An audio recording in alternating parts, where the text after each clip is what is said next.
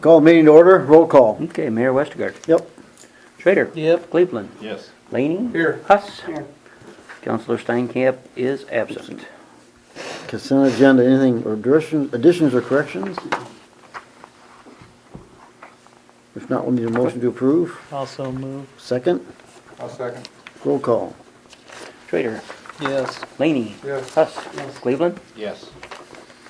Okay, dot removal agreement, got a little extra. A little bit extra. It had been at $739 per lane mile, and they had agreed to bump that up to $800.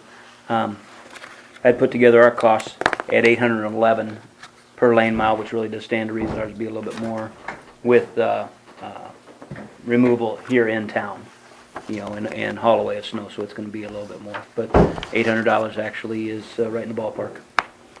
So we need a motion to approve the snow removal agreement. I'll make a motion. I'll second. Roll call. Cleveland. Yes. Schrader. Yes. Huss. Laney. Yes. Okay, we're on to TIF. Everybody's had time to think about this? So again, this is just a discussion on what the TIF asking would be for next year. And again, just to review the status, it's where we've paid off most of our debts. And we still have some debts that are outstanding yet from the hotel project and then from the Sac Beach and the street project out there. But those two debts are primarily paid off with other means, through hotel motel tax and through special assessment. So the amount of TIF funds that's needed to pay off this debt is minimal. It's just a few $1,000s each of the upcoming years. So the option then for the council is we could release a lot of the increment back to the taxing entities, only ask for what we need for these upcoming years. And then, like I say, the TIF asking would be substantially less than what it is right now. Second option would be that we would accept all of the TIF funds again for one more year. And the way that the math works out on it is that if we would accept all of that TIF funds for one more year, that actually produces enough revenue to pay off all of the remaining debt over the life of the debt issuance. Okay, so we would just hold it in our TIF account and have enough funds to pay it down as these debts came due. So either way could work on a cash flow wise. As I thought this through more, I'd suggest to you that maybe we would want to take our full asking here for one more year, because that means we would have the dollars in hand. It also means then that there's a little bit of flexibility. You know, we talked about the idea of any additional project, and that was questioned, you know, whether we want to do that or not. But if we would take these funds for the upcoming year again, we'd have a year to discuss that if you'd like to do anything. Anybody have any thoughts? I'd like to see us do option one, but I guess I could live with option two.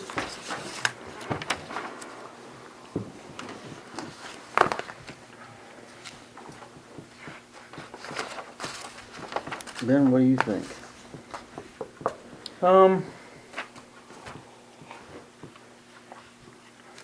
You know, I guess that we're not really abusing our TIF.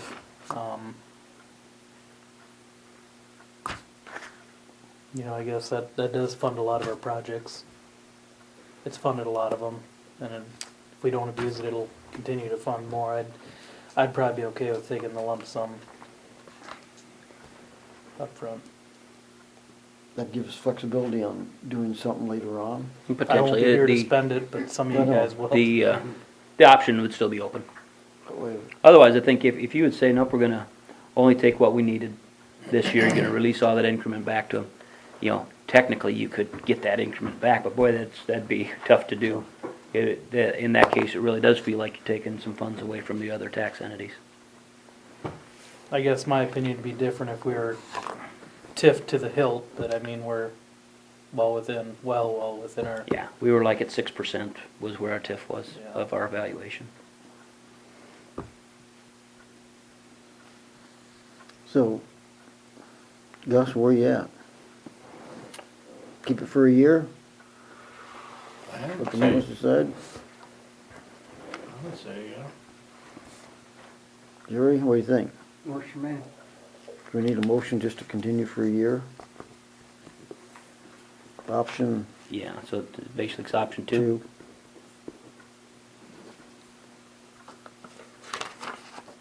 So we have a motion on option, to take option 2, TIF, I so move. second, I'll second. roll call. Schrader. Yes. Huss. Yes. Laney. Yes. Cleveland. Yes. Thank you. Okay, resolution 1322 is our normal procedure for granting a tax abatement. This is, yeah, prior approval for tax abatement for Rasmussen and the new house they're building on Crescent Park Drive. I'll make the motion. Second, I'll second. roll call. Laney. Yes. Huss. Yes. Schrader. Yes. Cleveland. Yes. Lon wasn't gonna be here, what else? Han's not here, but he just had a couple things to bring up to you. That the new comminutor is installed. That's the Muffin Monster. That's installed. It's working. The Muffin Monster. Grinds up the muffins that come Oh. in. It's the Muffin I already Monster. asked the question, so don't feel overruled. Okay. Brand name. They had some problems with the trickling filter out there at the sewer plant. The north trickling filter, the arms on that thing, the arms stopped moving. And they could not get that thing to go. And it turns just based off of hydraulic pressure of water flowing over the edge of it. And they really had a tough time with it. We brought in a contractor to take a look at it. They couldn't figure this out, so we brought in this Grunman Hicks. They'd done some other work for us out there. They removed some of the shims that kind of held that thing really tight. They removed some of the shims. I thought maybe some of it was just debris in there. And it could have been partly from the startup of this Muffin Monster that we have a lot more debris and some other stuff moving through the system now. So they've got it to operate, but just knowing that if they would continue to have some problems with it, you know, the other thing they were really concerned about was like whether a bearing went out or anything. Well, if they had to replace a bearing, it'd be difficult to get to. And so just kind of keep that in the back of your mind that we've had a problem. It's been fixed, but hopefully it continues to work. The last thing, Public Works related, is the curb down on First Street by Bob Nansteel's house. It's in pretty rough shape there. And a few days ago, Bob's sister comes walking out of his house and down this little access sidewalk out onto by the road, and the curb was missing there in that area, and ended up stepping into this void where the curb had been and fell down, really scraped herself up pretty good. I don't know that anything was coming of it, but Bob wanted to make sure that this was attended to. I saw that there was a patch on it today, and that Lon was going to just fill the curb line at least with some cold mix. So it's okay for the moment, can make it through the winter, but that's something. There's 100, 200 feet there and another 100, 200 feet on the other side of the road that would need some attention sooner rather than later. Is that, I was trying to think, don't we have problems with there's an inlet there that runs for the storm sewer? Storm That sewer always problems there, holds a yeah. lot of grit too, isn't there? Is there something before we put gutter or curb along it that we need to tear that up, or? Well, make sure that we take a look at it. That one, from that intersection, goes straight south to the Arrowhead Pit. That's where that drains. So, and that's not really the area of this curb and gutter, but we would certainly want to tie it together and make sure it's at least cleaned at the time.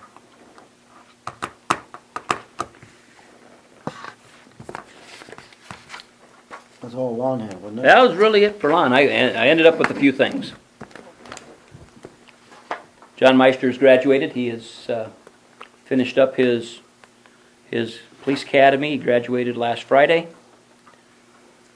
Everything is in order there. Credit cards. We are now actually ready to accept credit cards for payments for utility bills. Okay, it's an online thing. They go to our website.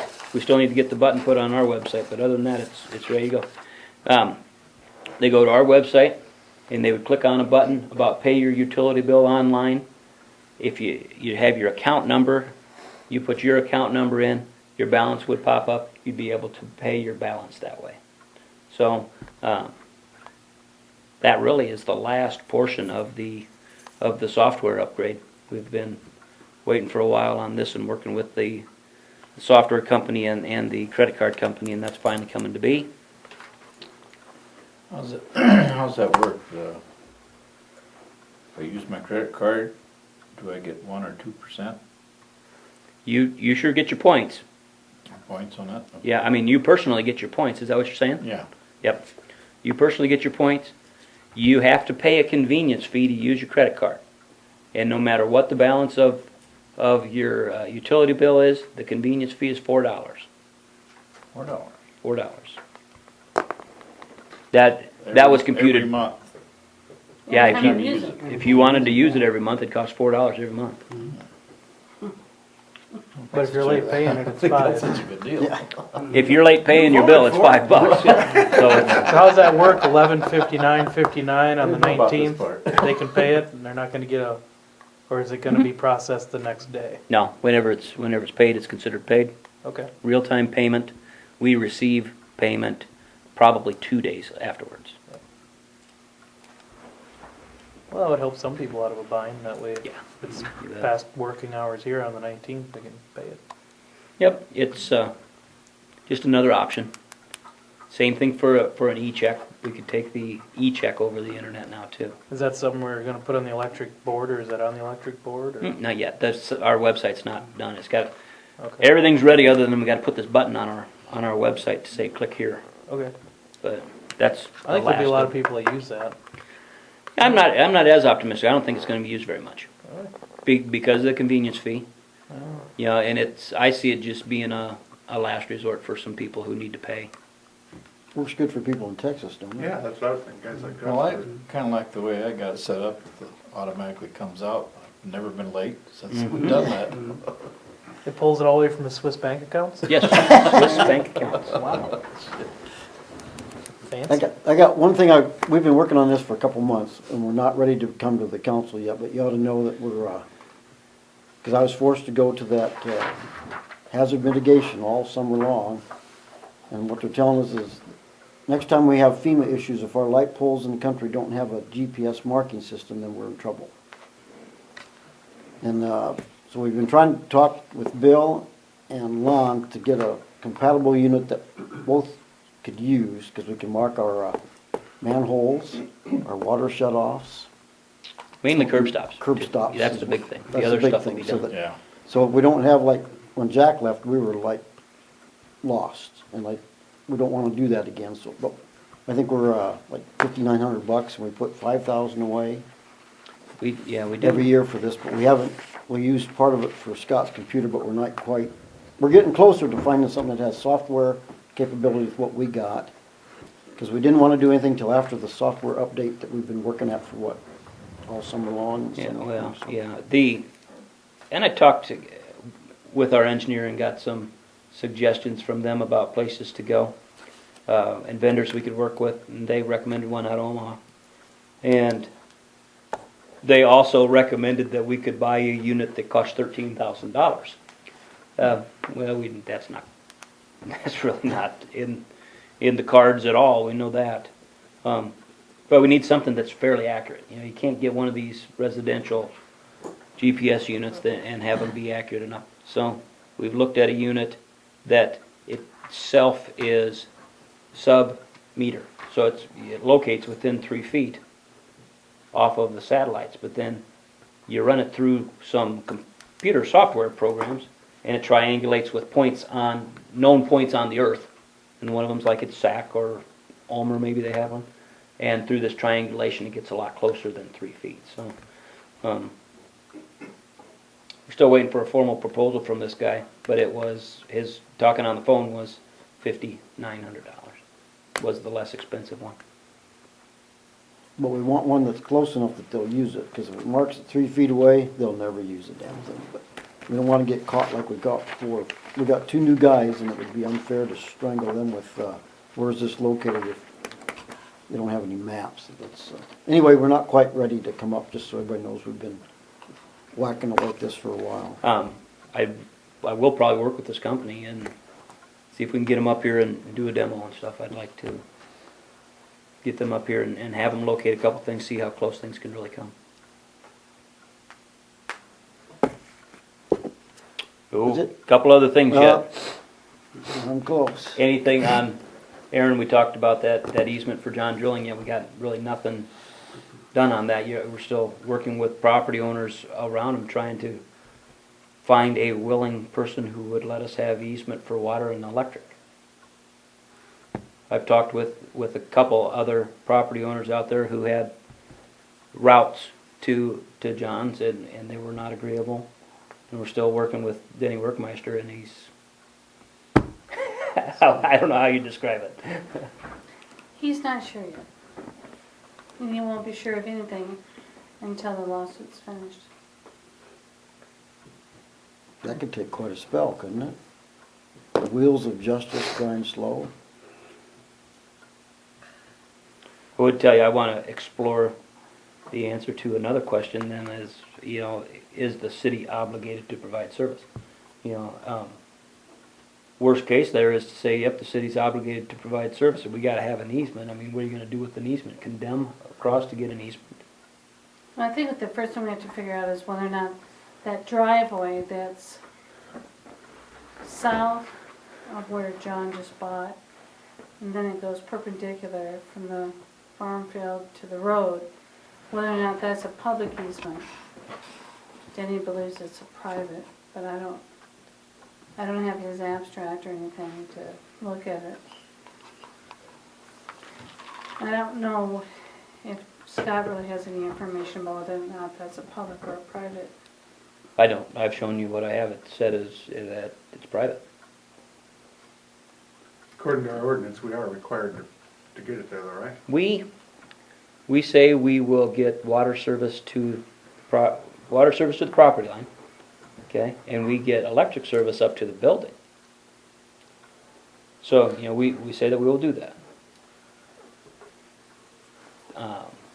I've talked with the League of Cities just briefly, and I actually have a meeting down with them on Thursday, and I'll see their attorney down there on Thursday, and go through the whole spiel with them and see what their opinion is on it. You're not gonna call the ombudsman? Councilman I'm- Schrader talking right there.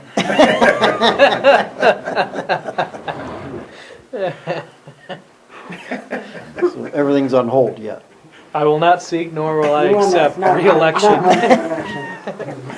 Oh, Dennis won't answer. And he's still upset with the city for billing him for the pile of wood that he believes everybody else in his neighborhood put there, so. all we can do is talk to them and see where we're at. Couple other things yet. Still on our bike trail. This was our proposal to about what the new bike trail would be, and it sent this information off to Region 12 as our big grant funder, and they were certainly okay with this proposed change, and I've sent this off to REAP and have not heard back from them yet on that. The engineer's estimate on total cost is actually that could be covered by the amount of the Region 12 money. So, a couple things that we plan on doing. We would work with the DNR, go out there and flag a proposed route of what we see the proposed route being, and then I'd like to work with our engineer too to start get a contract in place as far as engineering fees. That would be my next couple of steps on that one. And we're thinking, working on it next summer. Yes, that's the goal is that, so we do need to get moving on it, because it has to be a DOT bid letting, and the DOT bid letting process takes quite a little while. You saw the booklet on the tree inventory and management plan. We have a park board meeting scheduled with Ms. Brummer from the DNR to have her come talk through that management plan with us. And it's the last Monday of the month, the 25th, and it's at 6 o'clock. And I sure would like as many of the council members and the mayor as possible to come attend that meeting. You know, and if we get 3 council members who want to come, we'll just set it as a city council meeting. What's the date? 25th. That's That's 6. 6 p.m., yeah. And I know we get some comments about, you know, boy, somebody really did a tree inventory. Yep, you know, somebody really did a tree inventory. And they really do have a maintenance plan, a management plan in place about how to handle that. And when you stop and think about our trees in town, the big asset they are, but the big expense that they are on the backside, having a good management plan in place, I think, is a prudent thing. So, I think, one thing they should do before they plant a tree is find out where them shut-offs are, water shut-offs. I had to dig them out of a tree. oh yeah, That means it was done some time ago. Yeah, well, we wouldn't have to worry about it. But it does, you know, Well, next time we do trees, we'll have to be able to sure we can locate the close shut-offs. So sure. that Oh yeah. they take that into consideration. when you get that GPS thing, that'd be the time to do that. Yeah. Yep. I would. One of my last things here is I need to be responding back to it was a site visit or an inspection from our workers' comp company. And they had questioned whether we have our employees wear safety-toed shoes. And they gave me a written request for this, and it indicated that they thought that we provided to them. As I look back, I know we don't provide safety-toed shoes. Looking for your feelings on that and whether there's any desire to provide safety-toed footwear to them. And you know, if you would mandate that they wear them, they're really the only way that you would be able to mandate they wear them is if we would purchase them, or at least contribute towards them. A lot of the standard in a lot of companies is like $30 to $50 with proof of receipt from the boots. And a good pair of Steelies is gonna cost you $150. Mm-hmm. But it's better than nothing. And of course, our electric guys, they don't wear steel-toed shoes. They would wear these Polymer, other whatever. type of composite Yeah. deal. That's what a lot of mining companies do, is like $30 to $50. You ever had any problem with that? Yeah, I mean, we don't mandate that they wear them. Jack dropped that grater blade on his toe. I mean, this was a big claim. Well, not a big claim, but it was a lot of pain for Jack.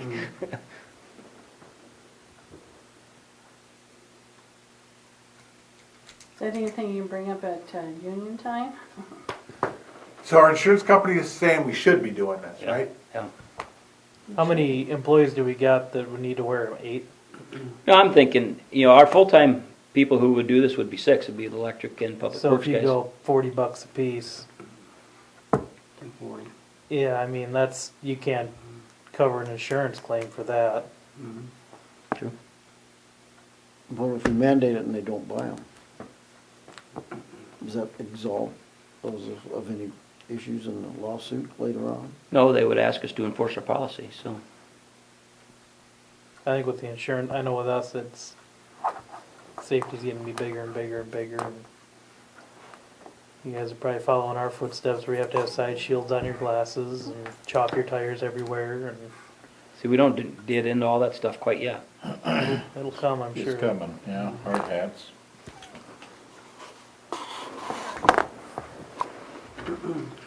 Well, what input have we had from the employees? The if we're only gonna pay $40 a piece, they're gonna stick the rest. Yeah, I don't know that we had never discussed that notion, you know, but it was that, you know, I think there is a feeling that if you're gonna mandate that they be warned, that you would pay for them, and whether that's pay for all or pay for a contribution, I guess I don't know. Well, there's a lot of companies who don't pay anything, I'm sure. Yeah. I guarantee at IBP, they don't give you no money, or it ain't IBP anymore, but they don't give you any money to go out and buy. But I think that maybe we should 'Cause then Pay we it can all wear or 'em pay out. some. pay some. I don't know if it's Well, and all- a good pair of work boots is gonna cost you $100, and a pair of steel toes is gonna cost you $20 more than a regular pair of boots, so And what at I least don't we want can us to say do we're is us trying to pick out help. what kind of boots they're wearing. Oh, yeah. Because you need the guy to be able to wear something that's comfortable for him. You don't want to say, everybody's got to go to Baumgars and buy these here, because that don't work. Go to Russ Western Shed. I the only used to good go place down to there buy in Des boots. Moines, that Red Wing, the DOT, when I drove truck up there. But they're not Every gonna drive 2 all the way years. there. Huh? They're not gonna drive all the way to Des Moines for a pair of boots, are they? Oh, maybe. They only buy boots once every, you know, guys, couple of years, I If think. we they buy try them to the get first out. time, does that mean we got, every time they get new boots, we gotta ship Our them more? replacement policy would apply. yeah. we have to write up a The policy? DOT was every 2 years. Oh. If you're wearing a pair of boots and they last 2 years, you're not doing anything. I go through 3 pair a year. Stumble a lot, though. Well, yeah. He shuffles. Our average is about a pair a year, Is it? and I mean, Well, and I think that'd be about where. you're talking $200 to $300. If we said So do we have to draw up $50, some sort of a policy and then we'll approve it at the next council meeting? And they can go to Walmart and get a cheap pair for $40. So I mean, it's up to them what they wanna to buy. And I don't think it's a bad idea to have them wearing them either, so we don't break somebody's toe. okay, I'll write up, we'll get a policy in place, I'll talk with them and come up with a policy on that, but if we, can we include $50 in? I think 50 Yeah. is reasonable.